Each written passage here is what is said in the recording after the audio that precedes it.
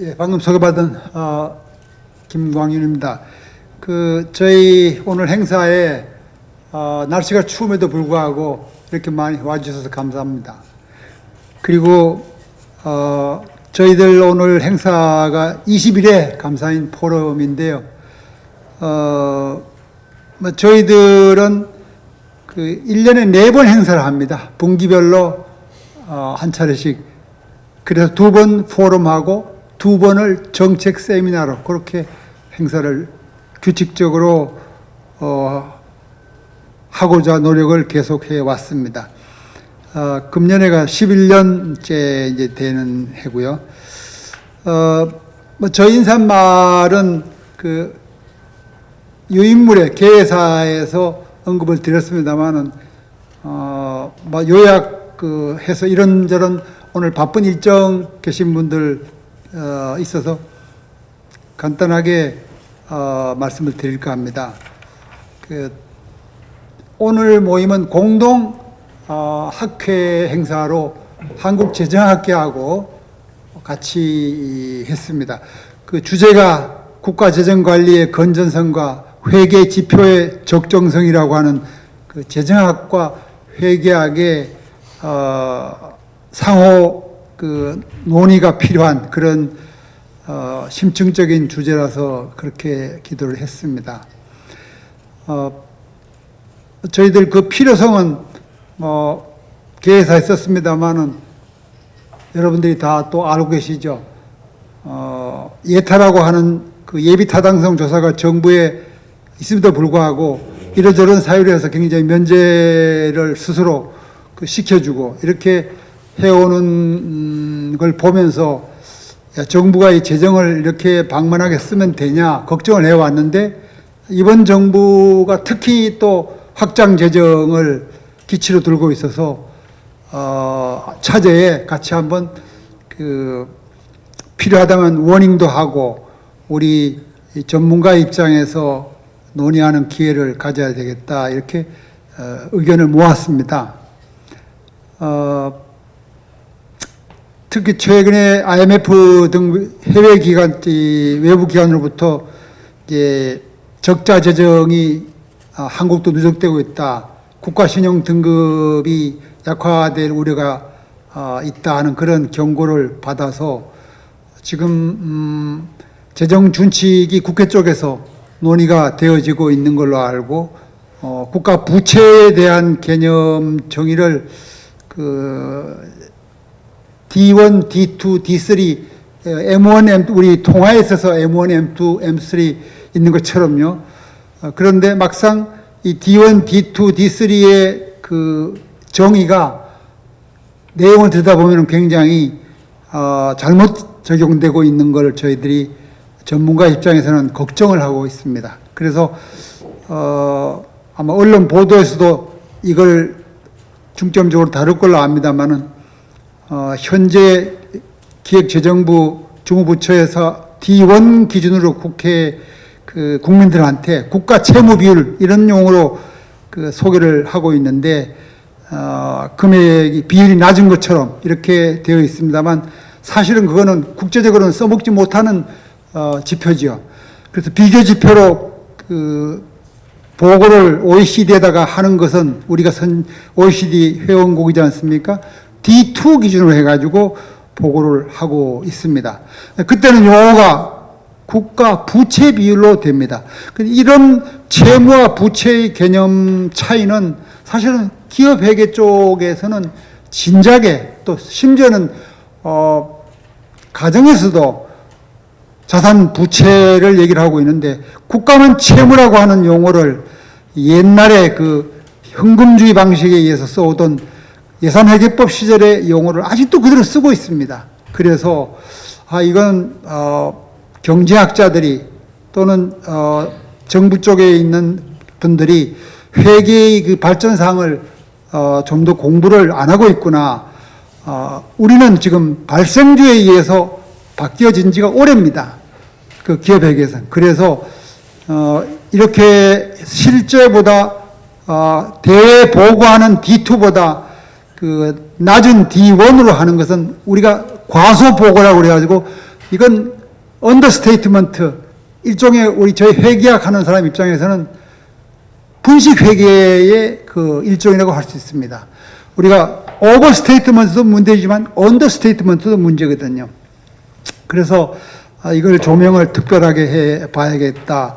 뭐 공공부채 비율 D3 공공기관까지 이렇게 포괄되는 그런 그까지는 못하더라도 최소한 D2로 기본을 삼아야 되겠다 하는 거를 오늘 아마 심도 있게 논의가 이루어질 것 같습니다.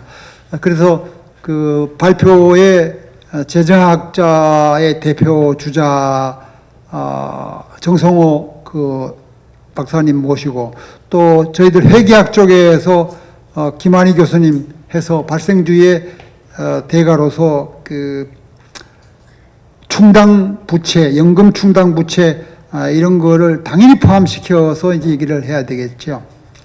이런 주제를 오늘 논의를 하기로 이제 했는데 마지막으로 제가 드리고 싶은 말씀은 세부 내용은 이제 앞으로 그 발제가 있고 또 토론까지 준비가 되어 있으니까 나올 것이고요.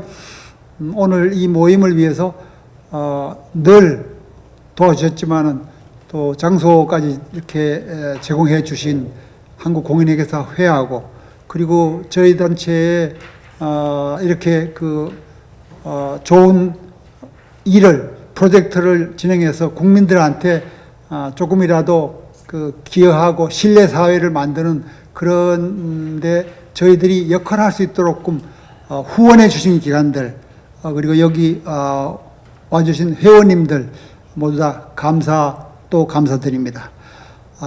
간단한 개사를 마치겠습니다.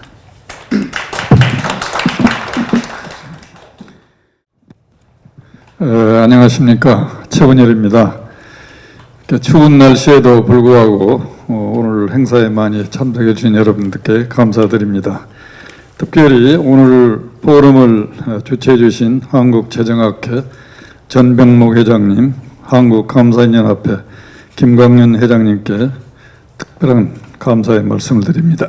와서 보니까 제가 평소에 존경하는 우리 이용섭 장관님이 오늘 축사해 주시기로 오셨는데 정말 반갑습니다.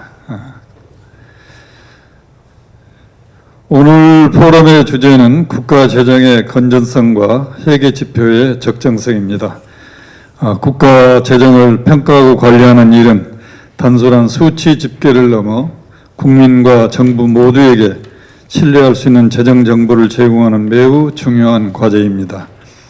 특히 공공부문 회계는 현금주의와 발생주의라는 서로 다른 기준이 적용될 수 있으며 이를 정확히 이해하고 활용하는 것이 재정의 투명성과 정책적 판단의 기반이 된다고 생각합니다.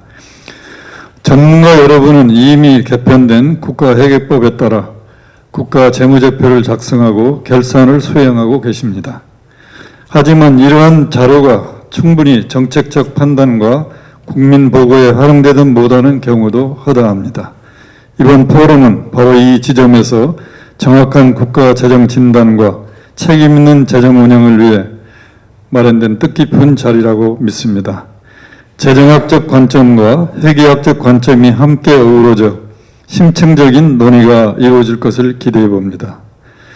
특히 지난 11월 26일 국회에서 열린 회계기본법 재정공청회는 공공부문 회계와 국가재정관리 체계를 한 단계 발전시키는 중요한 출발점이 되었다고 믿습니다. 오늘 포럼에서 논의되는 다양한 연구와 분석은 그동안 제도와 현장 간 괴리로 인해 충분히 활용되지 못했던 재정 정보가 정책 결정과 국민에 대한 책임 있는 보고로 이어질 수 있는 기반이 될 것입니다.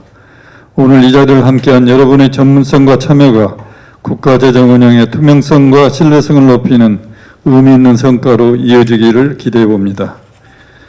2부에서는 감사 투명 대상을 수상하신 모든 분들의 헌신을 축하하며 오늘 이 자리에서 그 공로가 널리 인정받기를 기원합니다.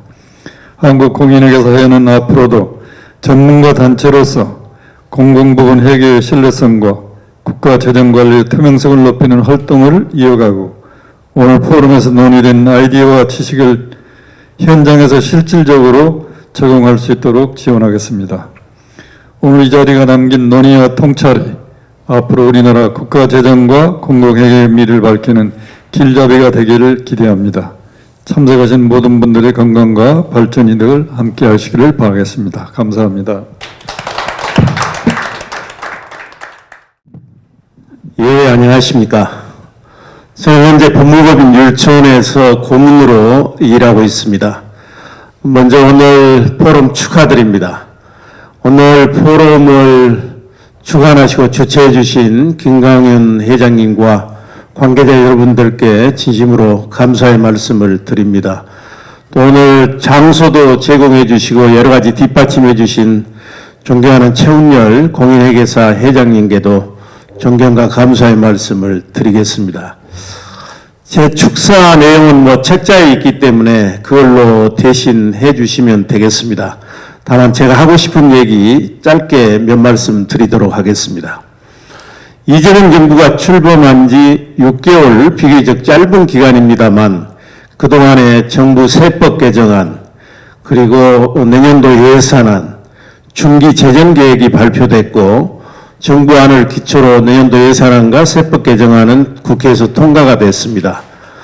그래서 우리가 이재명 정부의 재정 정책에 대해서 무엇을 추구하려고 하는구나 하는 것은 잘 압니다.